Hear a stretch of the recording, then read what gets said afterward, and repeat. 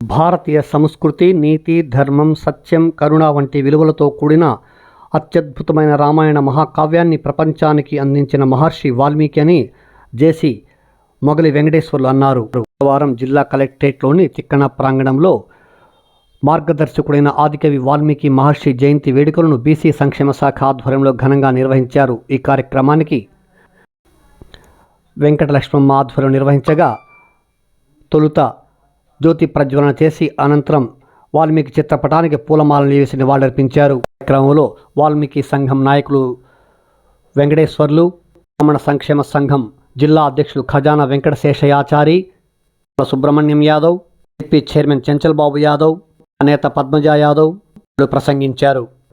జేసీ వెంకటేశ్వర్లకు పోతుల వెంకటేశ్వర్లు ఆధ్వర్యంలో వినతి పత్రం సమర్పించారు. కార్యక్రమంలో బీసీ సంఘాల నాయకులు, విద్యార్థులు, బీసీ వసతి గృహాల సంక్షేమ అధికారులు తదితరులు పాల్గొన్నారు.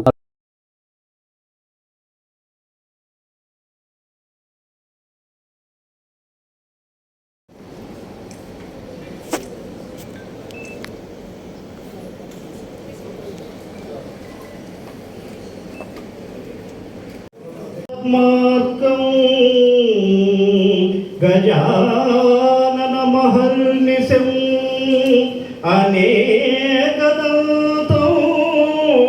భక్తానాం ఏకదంతముపాస్మహే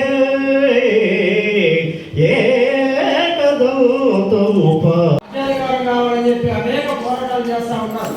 నేను ఒకటే గెలిపించుకుంటున్నా, ప్రతి పార్టీలో ఉన్నటువంటి ఎవరైనా ప్రభుత్వాలన్నీ కూడా ఈ బీసీలని ముందుకు తీసుకొచ్చి వాళ్ళ తమాషా ప్రకారం వాళ్ళ కేటాయింపులు కానీ జరిగితే ఆటోమేటిక్గా బీసీల రాజకీయాలు అనుకుంటారు. ఎందుకంటే ఎవరో బీసీలో అందరూ అయితే కావాలంటే అయ్యే పని కాదు. ప్రతి పార్టీ కూడా తెలుగుదేశం పార్టీ కానీ వైసీపీ పార్టీ ఏ పార్టీలో కూడా బీసీలకి వాళ్ళకి సమాన హక్కులు కల్పిస్తేనే రాజ్యాంగ ఆటోమేటిక్గా బీసీలకు వస్తుందని చెప్పి మరొకసారి తెలుసుకున్నాం. అదే పద్ధతి. ఎందుకంటే ఈ రోజు వాల్మీకి పోయే కోసలు కూడా అట్టడుగు స్థాయిలో ఉన్నటువంటి ప్రజానికం వాళ్ళంతా కూడా వారందరికీ కూడా గుర్తింపు లేకుండా ఎంత మంది ఉన్నారు, వాళ్ళకి ఎంత ప్రభుత్వ కేటాయింపులు కానీ ఏమీ లేవు. అలాగే మా విశ్వబ్రాహ్మణ కులానికి కూడా కనీసం రాష్ట్ర జనాభాలో 20 లక్షల జనసాంద్రత కలిగి సామాజిక వర్గం నుంచి మేము ఉన్నాము. కానీ ప్రభుత్వానికి ఎక్కడ కూడా మా గురించి పట్టించుకున్న పాపను పోయింది ఏ పార్టీ కూడా. ఇది లోగడ ఒక 25 సెంట్లు మాకు కేటాయింపు జరిగింది. దాన్ని కలెక్టర్ ఆర్డర్ అయితేనేమి, ఎంఆర్ ఆర్డర్ అయితేనేమి, బీసీఎల్ మొత్తం ఆర్డర్స్ మాకు వచ్చినాయి. దాంట్లో కమ్యూనిటీ భవనం కట్టించాలి అనేది మాకు ప్రతిపాదన ఉంది, కలెక్టర్ ఆర్డర్లో కూడా ఉంది.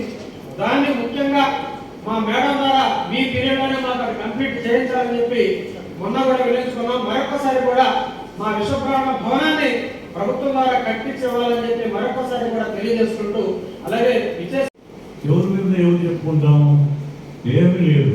ఇవన్నీ అడిగి వదిలేసిన తర్వాత వాళ్ళు సారైనా ఇంకొకరైనా గవర్నమెంట్కి రాస్తారు, మన గురించి చేస్తారు. మన ఆఫీసులో కూడా చాలామంది మన బీసీలే ఉన్నారు, వాళ్ళందరూ కూడా చేస్తారు. కానీ అక్కడ ఇందాక జనార్దన్ రాజు గారు మాట్లాడినట్టు అడిగి వదిలేయకూడదు. దానికి వచ్చేదాకా సాధించాలి. మనం అంటే ఏంటో మన సత్తా వాళ్ళకి సాటి చూపాలి, మనలోనే ఉండాలి.